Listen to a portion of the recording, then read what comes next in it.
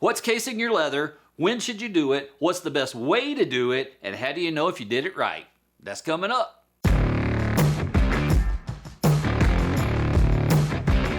Hello everyone, my name is Daniel Reese. This is Weaver Leather Supply. Today we're going to be talking about casing your leather. What is it? When should you do it? What's the best way to do it? And how do you know if you did it right? But before we dive into that, we need to talk about a couple of factors that can really affect how your leather cases. The first one's going to be the quality of leather that you're using. If we're talking about economy versus premium, well, it's going to take a lot more to get economy to do even a mediocre job versus a premium piece of leather. Premium is going to case a lot easier. You're going to get a lot better result. But at the same time, we're talking about a higher price tag with that.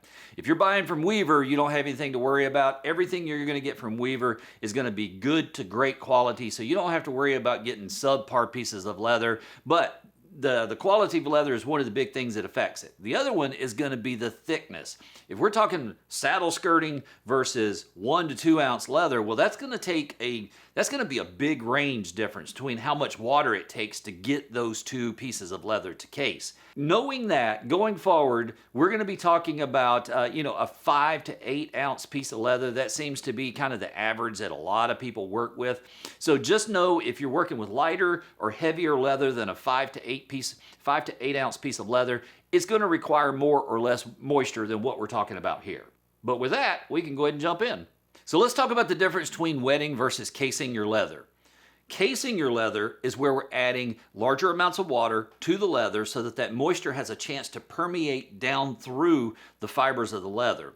Whereas wetting your leather is where we're taking a sponge or a spray bottle and we're adding water to the surface. We let it absorb in for a few minutes, maybe 5 to 10 minutes, until it starts to come back to a normal color, its original color. Then we can start tooling.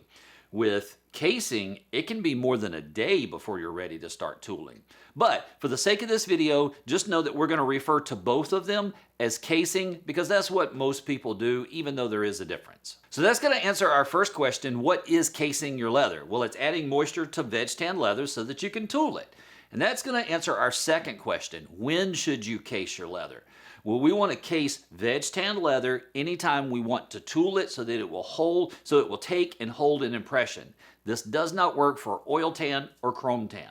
Now, what about what's the best way to do it? Well, this is where we're going to spend the majority of our time. So let's get into that. There's 3 ways that you can do it, 3 traditional ways, 3 most common ways. And the first one is called dipping or soaking. And essentially, this is where we take a piece of leather, we submerge it in water until it stops releasing bubbles, and then we're going to set it out and let it rest. The problem with this is that it can take more than a day, sometimes multiple days, before it will come back to the appropriate moisture content where you can start tooling it. The advantage to doing this is if you're working with a thicker piece of leather like saddle skirting, it's really going to get that moisture in there so that it'll hold that moisture content all the way through the tooling process. But the downside is, like I said, if you're working with 5 to 8 ounce leather, this can be way overkill. So what's the alternative? Instead of dipping it and soaking it until the bubbles stop, I like to just dunk it for a second or two. We get the same benefits of the moisture content all the way through the leather, but we don't have that extended drying time.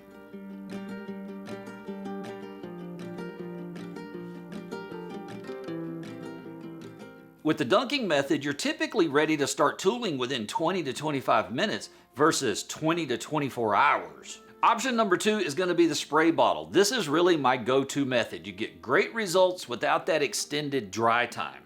What I like to do is soak it really good on the first pass or 2. I want it to take like 5 to 8 seconds for that water to soak in. That's going to help ensure that the moisture is evenly distributed through the leather. After that, if your leather starts to dry out, you can simply spray the top of the leather lightly and you're good to go.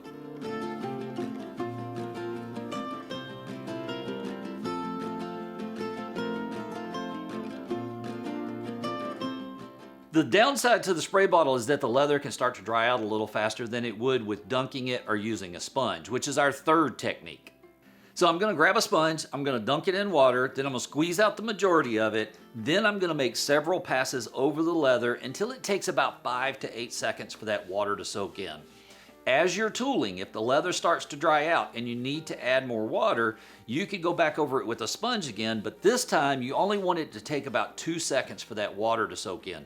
That's how we're gonna maintain that moisture content.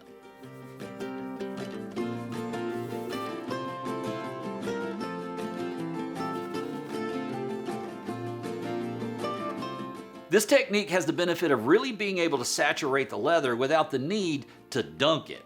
The problem is, as you go back to re-wet that leather as you're tooling, it can be pretty easy to oversaturate the leather, then you've got that extended rest time again. So after taking a look at those 3 techniques, what's the best way to case your leather? Well, the reality is there is no best way. It depends on the kind of leather you're using, how thick it is, and what you're trying to accomplish. But I can give you a few little insights on how to tell whether or not you've done it correctly.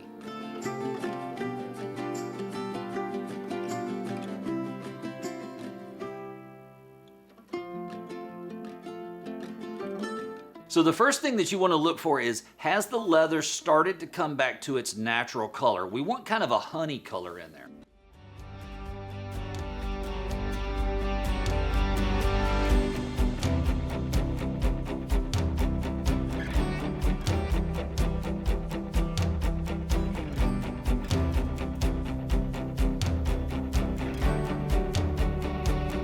The second thing you want to look for is how hard or mushy is the leather. If it's kind of like, really rigid, or it's super mushy, then we either have too little or too much moisture in there, and we either need to add more or let it rest a little longer.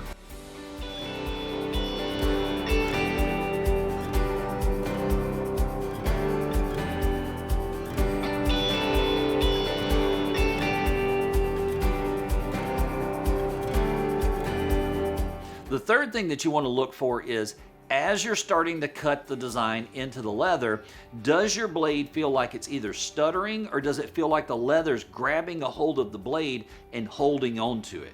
There's other things that you can look for, but those are 3 things that you can look for right off the bat to tell whether or not you've cased your leather correctly. That's a really quick overview of how to case your leather and how to know whether or not you did it right. That's going to do it for this video. I will see you in the next one. In the meantime, go make something amazing.